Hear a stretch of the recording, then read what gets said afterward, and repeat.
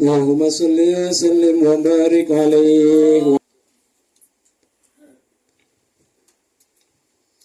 Assalamualaikum warahmatullahi wabarakatuh. Waalaikumsalam warahmatullahi. Ya Rabbi bil Mustafa balligh maqasidana waghfir lana ma madha ya wasi'al karami. Ya Rabbi bil Mustafa balligh maqasidana waghfir lana ma madha ya wasi'al karami. Talim katutaha mutlakan abadan wa matata aba aslan fi mada zamani. Ya Rabbi Mustafa balligh maqasidana waghfir lana ma madha ya wasi'al Allahu qad alaka qauman idza jalasu indal wiladati sif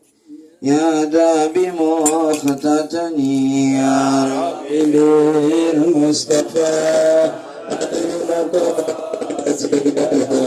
waghfir lana ma madha ya wasi'al kadil khusaisu fahfazha takun aminan min syarri narin wa surugin wa min mihani. Ya Rabbi bil Mustafa balligh maqasidana waghfir lana ma madha ya wasi'al karami. Allahumma salli wa sallim wa barik alaihi. Hadrat Nabi Muhammad sallallahu alaihi wasallam wa ala alihi wa sahbihi azwajihi wa dhurriyyatihi wa ali baitihi wa ansari wa sahbihi thumma ila arwahil awliya wa syuhada'i was salihin wa a'immatil mujtahidin wa ulama'il 'amilin wa masyayikhina fid din.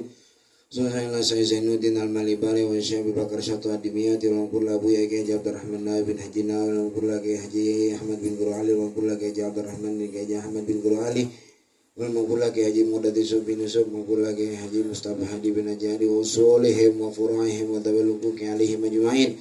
Anna Allah yaghfir lahum wa yarhamuhum wa yu'li darajatihim bil jannah wa yanfa'una bi asrarihim wa anwarihim wa ulumihim wa nafahatihim fid din wa dunya wal akhirah. ثم إلى أرواح والدينا ووالديكم ومشايخنا ومشايخكم ومعلمينا ومعلميكم وذوي الحقوق علينا عليكم وجميع المسلمين والمسلمات والمؤمنين والمؤمنات. أدخل اللهم على الجميع في قبورهم الروح والريحان والفسحة والرضوان والبشارة والأمان بجوارك في رفيع الجنان إنك كريم منان. وإلى حضرة النبي محمد صلى الله عليه وسلم سر الفاتحة. أعوذ بالله من الشيطان الرجيم. بسم الله الرحمن الرحيم. الحمد لله رب العالمين الرحمن الرحيم مالك يوم الدين إياك نعبد وإياك نستعين اهدنا الصراط المستقيم صراط الذين أنعمت عليهم غير المغضوب عليهم ولا الضالين. Sekali lagi kita bacakan Fatihah untuk sahibul hajat, yaitu saudara Satrio Dikjaya SE. Ya, benar ya Dikjaya ya? Yang akan mau nikah, melaksukan akad nikah di hari Sabtu besok tanggal 23 Desember 2023. Kita doakan mudah-mudahan akad nikah berjalan dengan lancar. Jadikan keluarganya sakinah, mawaddah, warahmah, dan keturunannya nanti dapat keturunan yang soleh dan solehah. Fatihah biniyatil qubul tamami kulli sul wa ma'mul wa salai sya'ni zahiran wa batinan fid din wa dunya wal akhirah dafiatan likulli syarr jalibatan likulli khair lana wa li ahbabina wa li walidina wa syaikhina wa muallimina tawalukuki alaina jami'al muslimina wal muslimat wal mu'minina wal mu'minat wa anallahu yatilu a'maruna fi ta'atillah ishfi maradana maradal muslimin wa anallahu janibana al fitan wal mihan ma zahara minha ma batan thumma ila ru'yamatina khassah wa mutil muslimina ajma'in 'ammah wa yusil khatimah indal mauti fi afiyah wa khususan ila hajati saudara Satrio Dikjaya SE bisirril Fatihah. A'udzu billahi minasyaitonir rajim. Bismillahirrahmanirrahim. Alhamdulillahirabbil alamin arrahmanir rahim maliki yaumiddin iyyaka na'budu wa iyyaka nasta'in ihdinas siratal mustaqim siratal ladzina an'amta 'alaihim ghairil maghdubi 'alaihim waladdallin rabbighfir lana wa liwalidayna amin. Bismillahirrahmanirrahim. Alhamdulillahirabbil alamin. Wassalatu wassalamu ala sayidina maulana Muhammadin wa ala alihi wa sahbihi ajma'in. Amma ba'd. Fakana al-imamul muallifu rahimahullahu ta'ala wa adaman naf'a bih wa bi barakati ulumi wa bikum fid dharain amin. Qala radhiyallahu anhu. Bapak-bapak yang dimuliakan Allah Subhanahu wa taala, ini materinya nggak berhubungan sama acara. Sebab saya pertama baru tahu tadi, jadi persiapan untuk materi pernikahan juga kurang rapih nantinya jadinya kalau buru-buru. Dan yang kedua juga menyambung masalah yang terakhir kita bahas di musola Al-Ma'mur ya, biar maksudnya jaraknya nggak terlalu banyak, lupa jadinya. Kita kan ngaji seminggu sekali, udah seminggu sekali ketemunya sama gurunya 2 minggu sekali lagi. Yang minggu sekali ngaji mulu aja tuh lupa mulu, apalagi yang 2 minggu sekali kan begitu. Jadi biar nggak banyak lupanya ya kita bahas lanjutan fikihnya lah begitu ya. Nggak apa-apa ya Pak Ji ya, maafin ya. Bismillahirrahmanirrahim. Qala radhiyallahu anhu wa wilaun, sunnah wudu yang selanjutnya. Selanjutnya nih masih bahas tentang sunnah wudu. Wa wilaun, apa itu wila? Wila itu artinya berturut-turut, atau bahasa lainnya itu namanya mualah namanya. Mualah berturut-turut. Baina af'ali wudu is-salimi, antara perbuatan-perbuatan wudu orang yang salim. Salim itu orang sehat. Orang yang wudu itu terbagi menjadi 2. Yang pertama ada salim, yang kedua ada ghairu salim. Salim itu artinya orang sehat, ghairu salim itu artinya orang yang gak sehat. Kalau untuk orang sehat, mualat ini berturut-turut ini hukumnya sunnah. Ya, nanti kita bahas bagi orang yang gak sehat. Gak sehat tuh maksudnya bagaimana? Ntar kita bahas. Apa itu mualat yang dimaksud bagi wudu orang yang salim? Bi an yashra'a fi tathhiri kulli udwin qabla jafafi ma qablahu.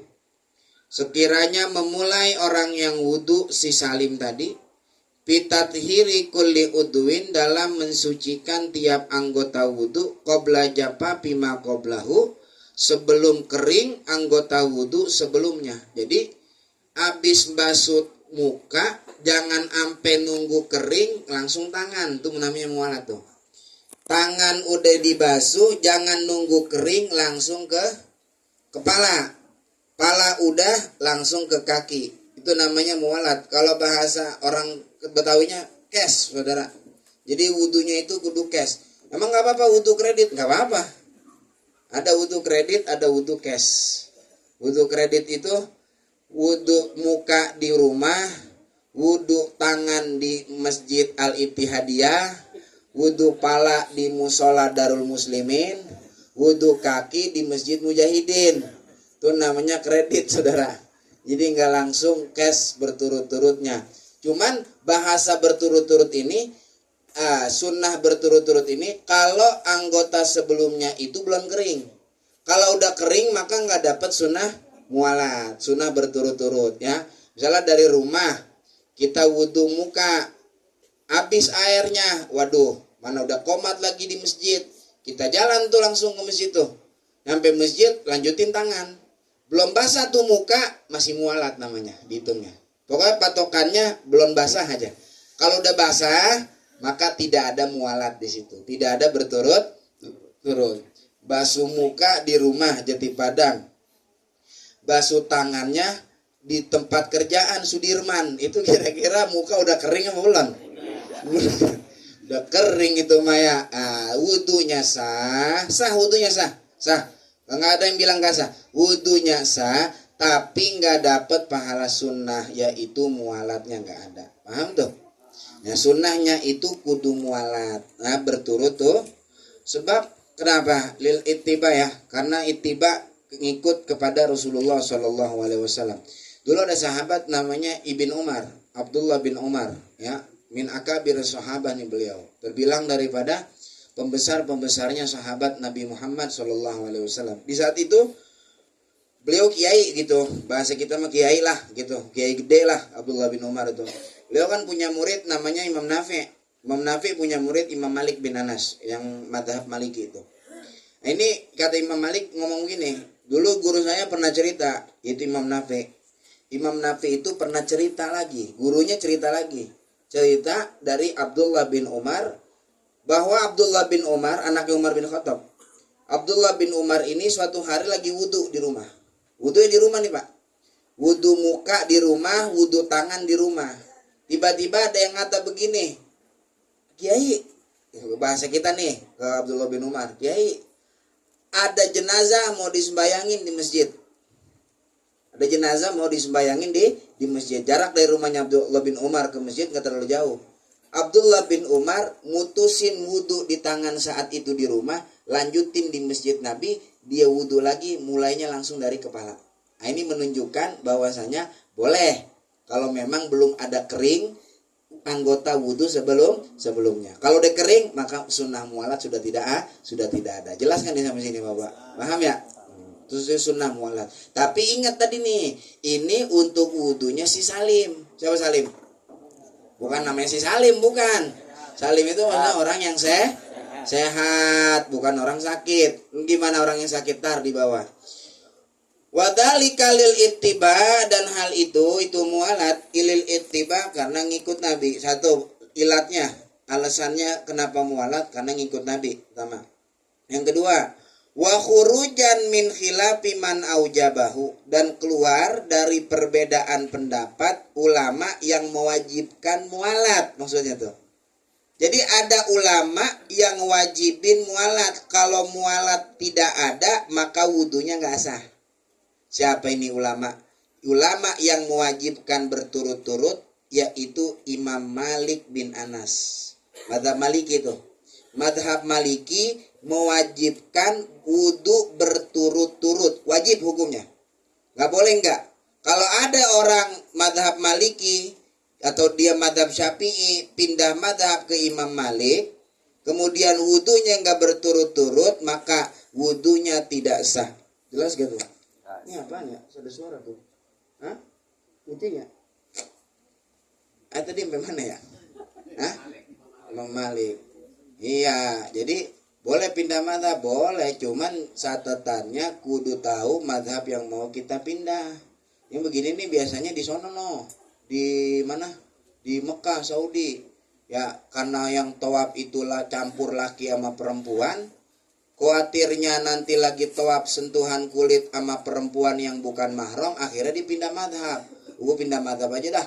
Mazhab Maliki gue pindah dah, biar nyentuh perempuan itu nggak batal selama nggak ada syahwat, gitu kan? Boleh, nggak apa-apa. Tapi mesti diingat, pindah mazhab nggak semudah itu. Pindah mazhab itu mesti tahu juga wudunya Malik gimana, wudunya Imam Malik. Ini jangan begini. Wudunya Syafi'i, batalnya Imam Malik. Nah, ini bocah namanya talpik madhab tuh. Talpik madhab apa? Nyampur adukin madhab dalam satu ibadah, dan ini dalam agama hukumnya haram. Talpikul madhab haramun, mencampur adukan madhab dalam satu ibadah hukumnya haram. Kalau emang mau pindah madhab Malik, pindah dari awal. Dari mana? Wudunya ngikut cara Imam Malik tuh. Gimana cara Imam Malik? Belajar lagi madhab Imam Malik. Lu madhab Syafi'i aja kita nggak kelar-kelar, gimana kita mau belajar madhab Imam Malik? Kan begitu, ya gak? Nah, ini tugasnya travel gitu. Travel gimana? Tugasnya travel bimbing jamaahnya. Jangan mau bimbingnya doang. Yang beginian nggak diurusin tuh, ya. Bagaimana? Dada di dalam madhab Syafi'i, madhab kodimnya. Apa madhab jadid? Saya lupa tuh. Kodim, maaf. Mazhab kodimnya Imam Syafi'i. Kodim itu ucapan Imam Syafi'i saat Imam Syafi'i itu masih berada di negara Baghdad, di negeri Baghdad.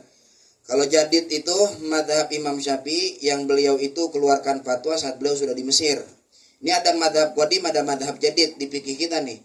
Mazhab kodimnya Imam Syafi'i itu, beliau bilang begini, awas, nyentuh kulit perempuan kalau nggak ada syahwat nggak batal. Itu ininya tuh, kodimnya tuh. Nah, daripada kita pindah madhab yang mengharuskan kita wudhu secara madhabnya dia, mendingan make madhab kodimnya Imam Syafi'i gitu. Jadi nggak keluar madhab. wudunya Syafi'i, batalnya bukan madhab jadid. Madhab jadid itu yang sekarang. Kalau nyentuh kulit perempuan yang bukan mahram batal, itu madhab jadid. Itu yang mu'tamad, yang kuat. Yang doibnya madhab kodimnya Imam Syafi'i. Nah begitu caranya saudara. Jelas kagak sampai sini? Paham? Lu kan kesian orang udah ngumpulin duit 30 juta. Mana ngumpulinnya 10 tahun lagi. Mana yang berangkat tukang cilok gitu, yang tiap hari untungnya nggak seberapa, pas nyampe sono dilepas baik gitu, kagak dikasih tahu tuh, sian jadinya ya saudara. Paham nggak ini sampai sini?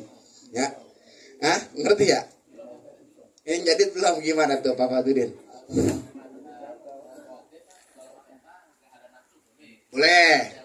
Madhab jadid yang sekarang berlaku, kalau nyentuh perempuan bukan mahram batal. Ini kalau sekarang kita pakai madhabnya jadid Imam Syafi'i. Ya, yang kodimnya bilang nggak batal, tapi itu doib itu nggak kuat, makanya nggak dipakai. Nah daripada kita pindah, mending pakai yang doib, tapi nggak pakai pindah madhab, gitu. Paham gak? Nggak, dari jadid kita pindah ke kodim, pendapatnya. Ya, ini pada ngerti orang ini apa kira-kira? Gini nih. Kita kan wudu kalau nyentuh perempuan yang bukan mahram. Mahram tuh yang haram dinikahi. Kan batal ya. Nyentuh bini kan batal tuh. Ya, makanya kalau lagi mau sembahyang jangan pakai salaman sama bini. Udah dikata jangan salaman malah gandengan ke masjid. Sembahyang Idul Fitri gandengan. Nyampe sono masjid kagak wudu ya, batal gitu. Batal madhab Syafi'i ya. Ini saya ngomong madhab Syafi'i, nggak ngomong madhab yang lain. Ini madhab jadidnya Imam Syafi'i nih. Kalau nyentuh perempuan yang tidak mahram batal. Ini jadid. Nah dulu waktu Imam Syafi'i masih di Baghdad, pernah ngomong beliau bahwasanya enggak, nyentuh kulit perempuan meskipun bukan mahram nggak batal, asalnya ada syahwat dan nggak ada sengaja. Paham nggak tuh? Kan bertentangan nih. Yang kodim bertentangan nama yang jadid begitu. Nah maka ulama pilih yang jadid yang baru, ini yang mu'tamad, nyentuh batal. Berarti kan ada yang agak kepake pendapat Imam Syafi'i, yaitu yang kodim. Kita berangkat umroh nih, nyampe sono wudu Syafi'i, mau pindah ke Maliki biar nggak batal wudu nyentuh perempuan. Kalau pindah kita wudunya kudu wudu Imam Malik. Nah daripada begitu pakai ada madhab yang sama seperti madhab Malik, yaitu Syafi'i yang kodim. Jadi wudunya tetap Syafi'i, begitu maksudnya. Paham orang kira-kira? Bener Pak Fatudin, ada dua. Kalau kodim yang lama, jadid yang baru. Ya, ini dua-duanya belum tentu yang jadid itu lebih kuat, enggak. Belum tentu yang madhabnya jadid itu lebih kuat daripada yang kodim, enggak.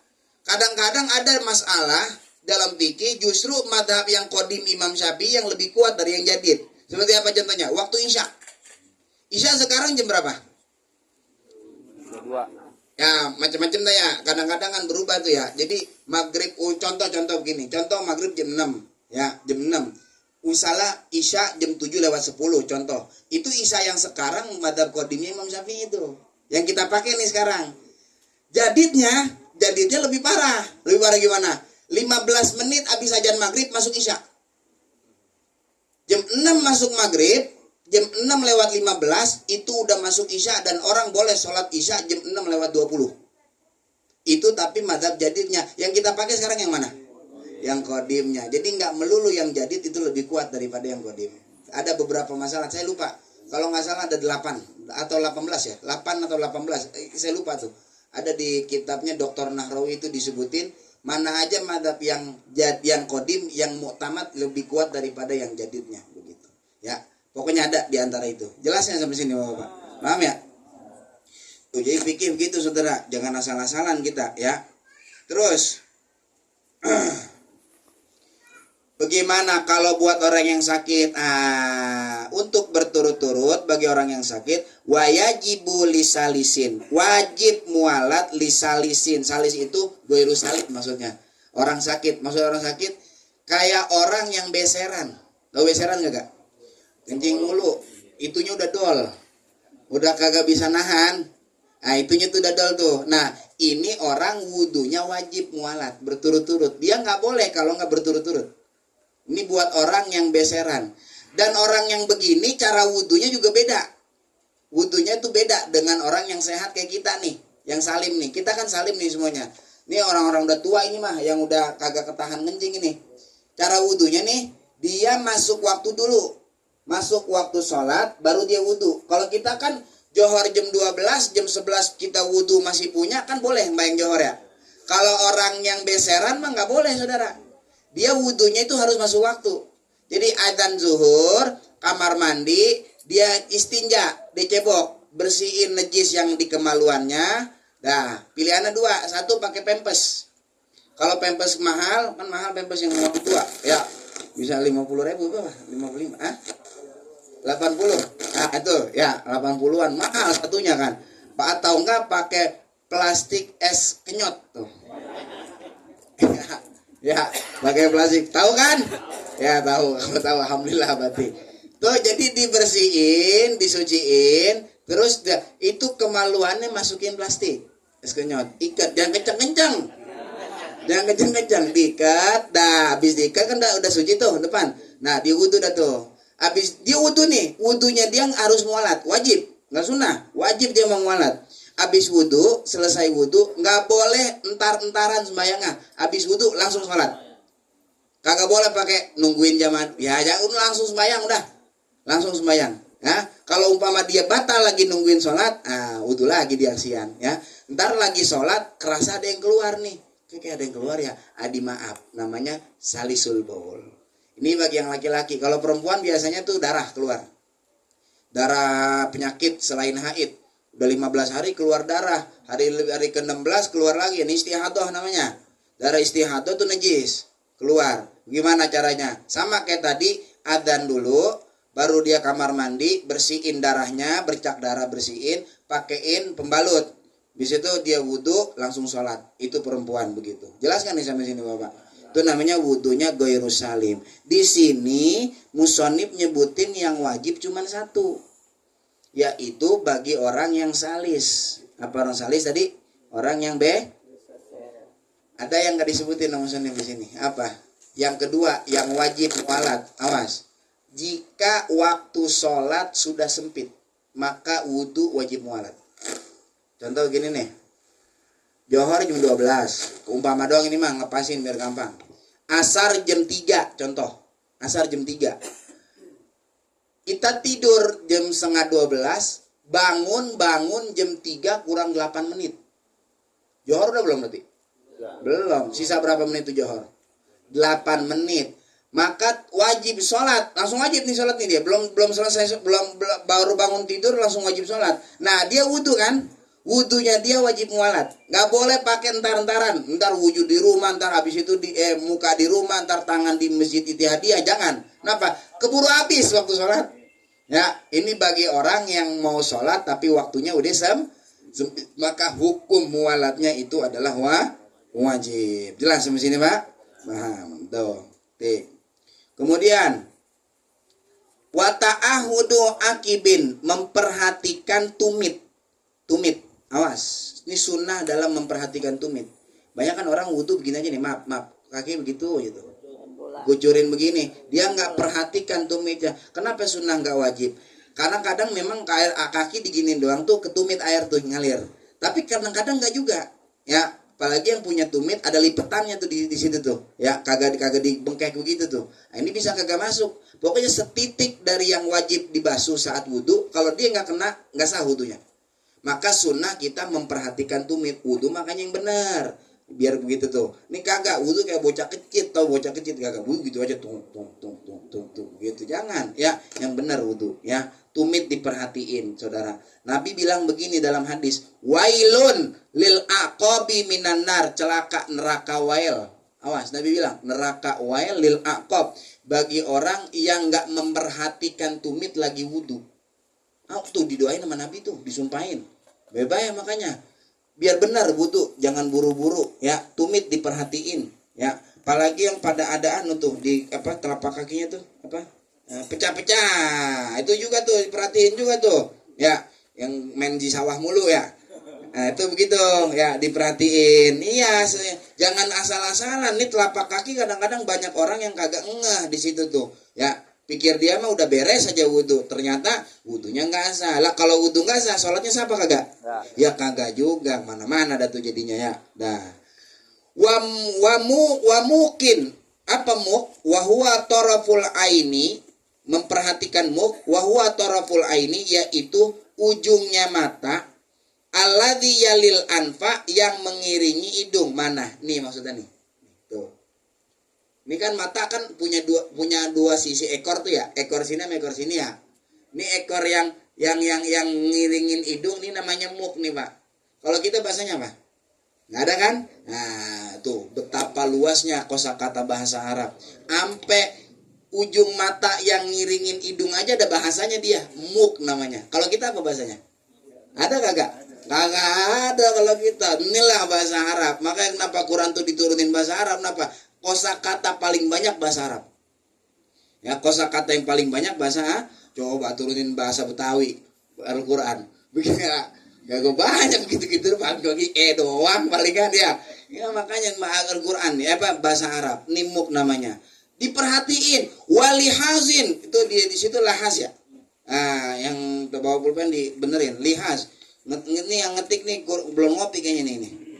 Ya, lihaz. Apa itu lihaz? Wahwa toraful akharu, yaitu ujung mata yang lain. Ah, yang ini namanya lihaz. Ini namanya muk. Ini muk, ini lihaz. Ini diperhatiin lagi wudu gitu Saudara. Ya, diperhatikan. Ini muk, ini lihaz, ini lihaz. Lihaz muk ya, jelas ya? Bisa babatai syakkaihima, dengan dua telunjuk bagian kedua muk dan lihaz. Wa mahallu nadbi ta'ahudihima, tempat sunnah memperhatikan keduanya yakni muk dan lihaz. Idalam yakun fihima romasun, kalau di situ di dua tempat itu nggak ada belek. Romas tuh belek. Ngerti belek ya? Kalau nggak punya belek, sunnah kita memperhatikan muk dan lihaz kita. Kalau nggak ada belek, tahu belek kan? Ya, tai mata. Yamna'u wusulal ma'i ila mahalihi, yang dapat mencegah sampainya air ke tempat muk atau ke tempat lihaz. Wa illa, kalau enggak, maksudnya kalau enggak, nih. Maksudnya kalau enggak tuh kalau ada belek tuh gitu. Kalau ada belek, fata'ahuduhuma wajibun, maka memperhatikan muk dan lihaz wajib. Kenapa? Karena air nggak masuk ke tempat yang harusnya masuk. Baru bangun tidur mau sembahyang subuh, ada belek, itu lagi wudu subuh, perhatiin itu matanya. Mata perhatiin yang muknya, lihaznya perhatiin, kan banyak bangun tidur belekan ya. Ya enggak? Iya, perhatiin, jangan main gituin muka doang, ininya diperhatikan. Kalau ada belek wajib dihilangin. Biar apa? Biar air sampai kepada tempat muk dan lihaz tersebut. Jelas kagak nih sampai sini? Paham ya? Kama fil majmu'i, sebagaimana di dalam kitab Majmu' Syarah Muhadzab yang ngarang Muhyiddin Yahya bin Syaraf An-Nawawi. Imam Nawawi ini yang ngarang. Ada 27 jilid di Majmu'. Kitab Majmu' itu 27 fikih Saudara. Tapi enggak 27 itu enggak selesai di tangan Imam Nawawi. Jadi Imam Nawawi belum rapih ngarang Majmu', udah keburu meninggal. Yang nerusin itu aduh saya lupa nama ulamanya itu. Yang nerusin. Ada yang nerusin ulama tapi enggak sampai 27 jilid doang diterusin sampai situ. Mungkin kalau Imam Nawawi masih hidup mah bisa lebih kali itu. Itu kitab fikih yang muktabar dalam mazhab Syafi'i itu Majmu'. Ya, tapi kalau ada bahasa di kitab Kama fil Majmu', itu Majmu'nya Imam Nawawi yang dimaksud. Itu menjadi rujukan utama fikih di dalam mazhab Syafi'i. Nah, Ustadz Kiai nih yang ngajar fikih kudu punya tuh Majmu'. Ya, orang punya mah belum bisa dikatakan fakih, ahli fikih enggak bisa. 27 jilid. Harganya sekarang kalau nggak salah hampir 4 juta 5 juta begitu. Ya, 4 juta 5 juta. Itu kitab mahal banget segitu. Ya bagaimana? Ya, kudu punya Saudara, kudu punya. Ya 5 juta kan 10 kali khotib juga belilah kalau Ustaz. Ya 10 kali khotib kebeli 5 juta 10 kali khotib kebeli. Entah kan bonusnya lebih banyak kalau ya. Modal balik untung ada gitu ya. Kalau sama ya. Iya enggak? Iya. Aduh, itu. Jadi Majmu' kudu punya. Kalau bagi asatis bagi kiai yang pada ngajar tentang fikih kudu punya tuh Majmu'. Wala yusannu ghuslu batinil aini, tidak disunahkan membasuh bagian dalam mata. Mata bagian dalam jangan dibasuh. Kenapa? Perih. Bal qala ba'dhum, makan berkata sebagian ulama, yukrahu lid-darar. Makruh hukumnya basuh mata. Kenapa? Lid-darar, bikin bahaya. Bikin bahaya mata. Jadi mata bagian dalam jangan dibasuh. Yang tadi disuruh basuh mah bagian muk sama lihas doang, dalamnya enggak usah gitu. Wa inna ma yugsalu, hanya saja dibasuh bagian dalam mata itu idza tanajjasa, kalau dia najis, jadi najis, kena najis. Ligolazi amrin najasati, karena beratnya perkara najis maka dia wajib dibasuh. Contoh, make soplen apa? Soplennya kena najis umpama dipakai sama dia di mata, kasih tahu sama temennya, lu pakai soplen gua tadi, iya lah itu kena najis tadi. Nah, copot, wajib dibasuh matanya. Kenapa? Lighalazi amrin najasa, berat kalau perkara urusan najis mah, makanya wajib dibasuh. Wastiqbalul kiblati fi kulli wudu'i, sunnah selanjutnya menghadap kiblat fi kulli wudu'i, dalam setiap wudunya. Madhab kiblat mah, wah ini salah nih masjid nih bikin tempat wudu nih, masa bikin tempat wudu kagak madhab kiblat? Jangan masjid tuh salahin, kan bisa kita aja yang miring, ngerti kagak? Contoh kan kiblat di sono nih, kiblat di sono, keran di sini nih, madhab kemari, salah nih masjid bikin nih, kudunya bikinnya sono biar kita madhab kiblat. Masjid tuh salahin, lu aja tinggal miringin kerannya lain, lu wudu begitu madhab kiblat kan bisa, ya kagak? Paham ya? Nah itu madhab kiblat dalam wudu. Kenapa? Karena kiblat itu li'annaha asyraful jihad, karena kiblat itu tempat paling mulianya arah, itu kiblat gitu. Watarku takallumin, sunnah selanjutnya tidak bicara fi atna'i wudu'i, di pertengahan wudunya, bila hajatin, tanpa hajat, bi ghairi dzikrin, kalau bukan di zikir. Ada dua nih, satu enggak ada hajat, dua bukan zikir yang dibaca. Contoh, lagi wudu, temennya samping wudu juga, ngobrol, gimana dagangan lu, lancar nih hari, aduh lagi susah banget ini ambil wudu tapi lu gimana? Wah, gue malah alhamdulillah udah rapi gue, habis 2 jangan. Lagi wudu ngobrol ya, jangan saudara. Ya, lagi wudu teman kita samping ngobrol kita, gimana semalam bola siapa yang menang? Tuh Piala Dunia tuh kan. Jangan. Ya, lagi wudu jangan ngobrol. Bila hajat, nggak ada hajat satu contohnya. Nggak ada hajat, contohnya nggak ada hajat, tadi tuh ngobrol. Kalau ada hajat contohnya kayak ngasih tahu orang buta pengen tenggelam, pengen nyebur got. Kita lagi wudu, ada orang buta, jalan aja mulu terus depan got. Kata Ustadz jangan ngobrol, udah terusin aja. Jangan, tuh orang terjatuh ke got. Itu namanya ada hajat, ada hajat. Kasih tahu.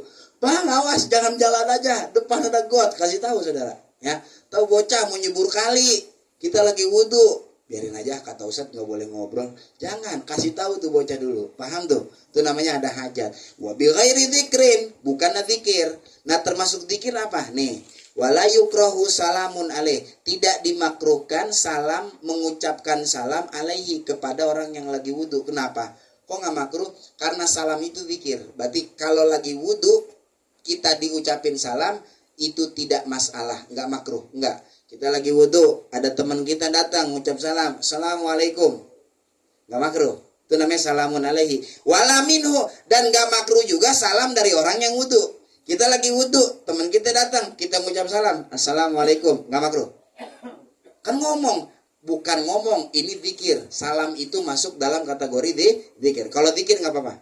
Wala rodduhu, tidak makruh juga rodduhu, jawab salam. Kita lagi wudu, teman kita ngucap salam, assalamualaikum, kita jawab, waalaikumsalam. Makruh nggak? Nggak. Kenapa? Karena itu bagian daripada zikir. Paham? Jadi kalau lagi wudu ada orang ngucap salam, jangan diomelin. Lu nggak ngeliat gue lagi wudu? Bukan galak amat bang. Lu belum ngaji Fathul Muin. Gitu tuh ya. Iya. Kalau kita udah ngaji kan jadi tahu kita. Teman ada wudu kita kasih tahu, assalamualaikum. Kita diomelin sama teman kita. Enggak, gue semalam ngaji nih, malam Rebo nih. Ya, gaya banget. Ya, di rumahnya Pak Amarullah tuh. Katanya nggak makruh katanya tuh, kan gaya banget. Langsung dikasih tahu lagi bahasa kitabnya, wala yukrahu salamun alaihi. Emang dihafalin, boleh dihafalin sama dia. Itu doang dihafal sama dia, yang lain apa kagak. Terakhir, watarku tanjibin bila udrin lil ittiba. Tidak mengeringkan bekas wudu Bila udrin tanpa udur lil ittiba karena ngikutin Nabi. Bis wudu jangan dilap. Makruh hukumnya menghilangkan bekas ibadah. Wudu kan ibadah, Pak. Bukan wudu doang, mandi junub. Mandi wajib kan ibadah. Makruh hukumnya menghilangkan bekas ibadah kita, makruh. Jangan. Wudu jangan dilap, apalagi pakai digini nih. Apa tuh? Begitu-gitu ya. Cipret-cipret, jangan dilap, jangan. Kenapa lil ittiba? Karena ngikutin Nabi. Nabi itu pernah lagi ditawarin anduk sama istri beliau yang bernama Sayyidah Maimunah, lagi habis mandi junub, Nabi habis mandi wajib, ditawarin handuk sama Sayyidah Maimunah, itu ditolak sama Nabi. Kata ulama, ini menunjukkan bahwasanya makruh hukumnya ngilangin bekas ibadah. Jangan dihilangin. Tapi gini, yang unik. Justru dari hadis itu ada ulama lain yang bilang justru hadis itu menunjukkan bahwasanya enggak makruh menghilangkan bekas ibadah. Bertentangan kan sama yang tadi. Kalau tadi kan bilang makruh. Kenapa? Karena Nabi nolak. Ya gitu kan? Kita kalau misalnya ada orang gini Pak. Gimana ini ya? Mas 10 masih lama. Jam 11 katanya. Gini. Kalau saya nyampein cerita begini, Nabi habis mandi wajib sama istrinya yang bernama Sayyidah Maimunah, nggak dikasih anduk, Nabi nolak. Paham kita apa? Pahamnya kita apa dari cerita itu? Bahwasanya Nabi nggak mau ngelap bekas ibadah, begitu kan? Nah, itulah ulama yang bilang makruh hukumnya ngilangin bekas ibadah. Tapi sama ulama lain justru nggak, dibalik. Justru itu menunjukkan bahwasanya boleh ngelap bekas ibadah. Hadisnya sama itu juga. Cuman memahaminya beda ulama. Boleh bagaimana? Nih, perhatiin, dengerin. Kalau itu menunjukkan tidak boleh mengelap bekas ibadah, kenapa istrinya Nabi Sayyidah Maimunah nawarin anduk ke Rasulullah? Kalau emang tahu nggak boleh ngelap bekas ibadah. Justru Sayyidah Maimunah ngasih kan menunjukkan bahwasanya ada kalanya Nabi ngelap. Ngerti nggak? Jadi satu hadis punya dua makna di situ tuh. Tuh ulama hebatnya di situ. Paham nggak? Padahal hadisnya satu. Cuman memahaminya beda. Makanya aneh kalau ada orang itu dikit-dikit nyalahin ulama yang beda pendapat. Kenapa? Emang pikiran orang tuh kan berbeda-beda. Ulama itu dalam menafsirkan ayat Quran, dalam menafsirkan hadis Nabi Muhammad SAW itu nggak sama semuanya, beda-beda. Udah kita tinggal ngikut aja hukumnya, ngapa susahnya sih, gitu. Ya, ada nggak gini? Apa itu hukum sunnah wajib niat dalam wudu? Nawaitu. Nabi dulu nggak ada nawaituan tuh, ada yang bilang gitu tuh. Kita dari dulu sama kiai diajarin gitu. Ya, bahkan mungkin kayak muda dulu ngajarin begitu juga. Lagi wudu nawaitu. Kalau salat usolli. Kalau ada orang yang baru kemarin ngaji, nggak ada itu hadisnya Nabi ngajarin lagi salat usolli. Apa nawaitu, nggak ada tuh. Udah nyalain aja. Padahal ulama yang lebih pintar dari dia itu ngambil istimbat hukumnya itu luar biasa. Untuk waktunya disediakan dan lain sebagainya ya. Nah, jadi makruh tuh ya. Kita ikut yang mana? Ikut yang ngelap apa enggak? Hah? Nggak dilap. Tergantung Papa Tudin. Kalau wudu jangan dilap karena wudu nggak semuanya. Kalau mandi makanya ngelap, Pak. Kalau kagak ngelap pakai basah semua kita. Kalau mandi kita lap, ngikutin ulama yang bilang nggak makruh. Kalau wudu jangan dilap, ya. Jadi ngilangin bekas ibadah. Begitu pula bikin bekas ibadah sengaja. Seperti apa contohnya? Sujud naruh gundu di depan 2 biji. Biar apa? Biar jidat hitam. Namanya ini bikin bekas ibadah. Jangan. Ya, lo itu orang pada begitu. Dulu di zaman Rasulullah kan masjidnya kan kagak lantai kayak sekarang. Banyak kerikil. Makanya apa kalau lagi pada sujud sampai pada hitam, ya karena masjidnya zaman dulu begitu. Kecuali kita di sini Jati Padang masjidnya masih begitu. Baru tuh hitam tuh. Ini kagak. Udah bener karpet ditaruhin gundu atau enggak jidatnya diusap-usap begitu biar apa? Biar hitam kata orang, biar lagu apa itu begitu. Enggak menunjukkan jidat hitam itu ahli sujud, enggak itu bukan. Dan tidak menunjukkan juga yang enggak hitam enggak pernah sujud, enggak juga. Ya, bisa jadi tuh hitam memang kena penyakit kulit dia hitam. Bahkan enggak pernah sujud dia, kan gitu ya. Wah, para kiai kita emang pada hitam begitu kan kagak ya? Nah, jangan dihitam-hitemin ya, sengaja ngajain dibikin hitam. Paham nggak nih saudara? Jelas ya?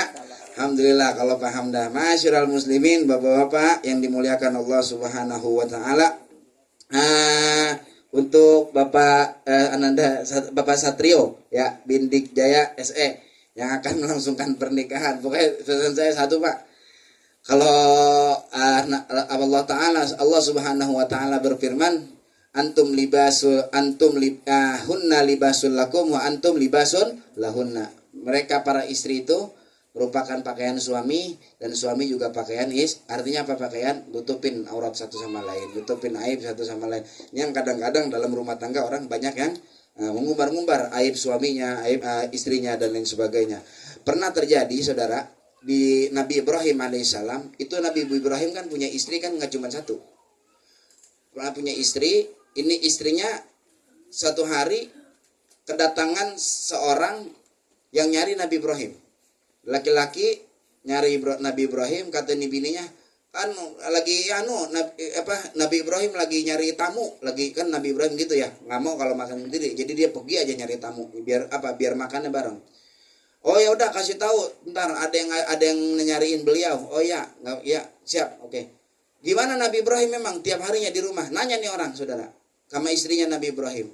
Waduh, Nabi Ibrahim di rumah begini-begini, aibnya disebutin sama bininya. Terus kata ini orang gini, kalau gitu kasih tahu Nabi Ibrahim, pagar rumahnya rusak. Pagar rumahnya rusak, kudu diganti.